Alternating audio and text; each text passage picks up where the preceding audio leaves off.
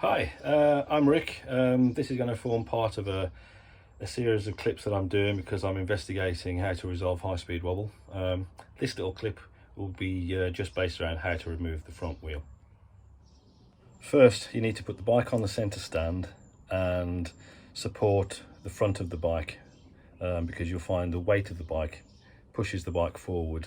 I used a standard car jack and put it underneath the sump. I haven't got my bash plate yet because everything's delayed. So I just used a car jack, a bit of cardboard, and supported the front end underneath the sump, like I've shown you in the picture next.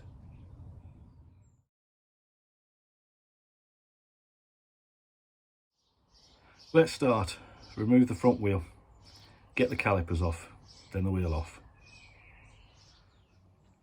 First things first, remove this sensor. So we'll unscrew that and pull it away so it doesn't get caught up in everything else and damaged. Right, I've taped the bolt so I don't lose the bolt that's on the sensor. Now we'll remove these two bolts here and the same on the other side.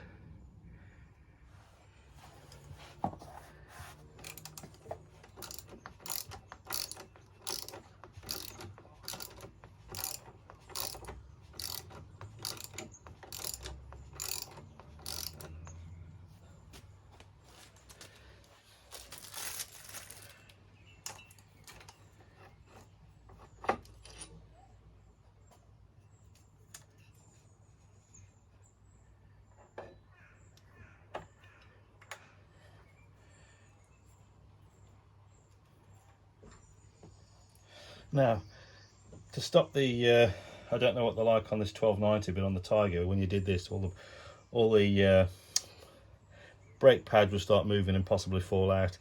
They may be totally secure in this bike, but a little tip, I'm squishing one of these, a couple of these ear plugs, and putting them down the gap between the two pads,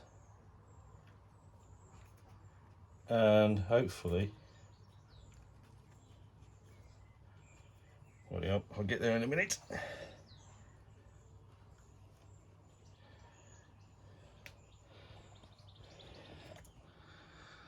When they expand, those pads aren't going anywhere.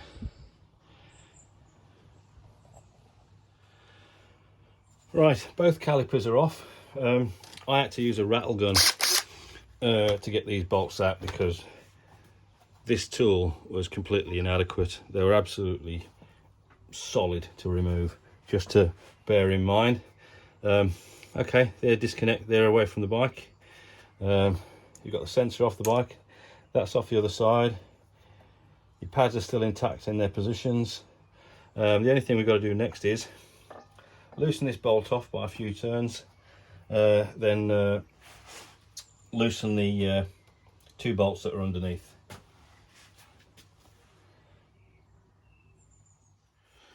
Right, 32mm socket, just to crack this and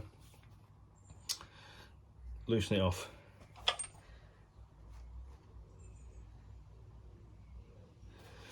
Then these two under here. Right, once all those have been loosened off, you haven't had to take them out, just loosen them off so they're still in. Same on the other side. Loosen this right off. You don't take it off actually. You keep it on. There's a rubber seal in there. Is there? Yeah. There's no seal, it's just grease. Basically, bring it out as far as you can without taking it off, because that you'll need to be able to push in, and you'll find the spindle will come out the other side. Now you can take it off.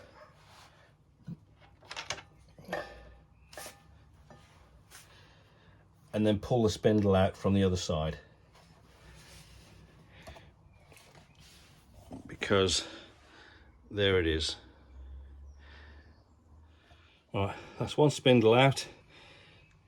Don't let anything touch that because you're going to have grit or what, God knows what sticking to it. That is pristine.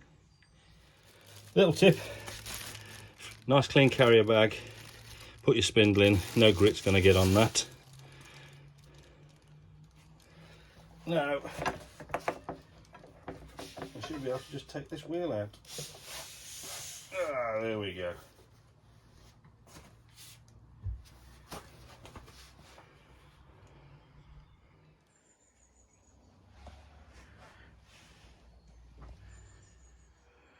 Very important you remember, this side has the flanged spacer, the large flanged spacer, i.e.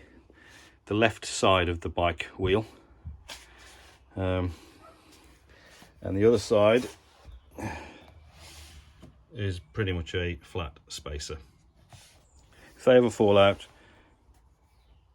at least you know which side they go. Right, that's done, front wheel off. I'm off to go and balance it now with my static balancer. For those of you basically were just curious or want to know how to get more involved and play with your bike, that's how you take your front wheel off. If you ever get a slow puncture, or you want fancy changing your tyres and saving a few quid, it's always a lot cheaper to take your loosed wheels and tyres to the garage if you want to get someone to change your tyres over, rather than get them to, say, take the wheel off, tyre off. You can do half the work yourself. Anyway, that's that clip on how to remove the front wheel. I'll do a separate clip next on using a static balancer. It's not going to be an in-depth guide. There's plenty of professional, more worthy people showing you how to use a static balancer. This is just going to be me showing you how I'm balancing my wheels. Hope you enjoyed it. Cheers.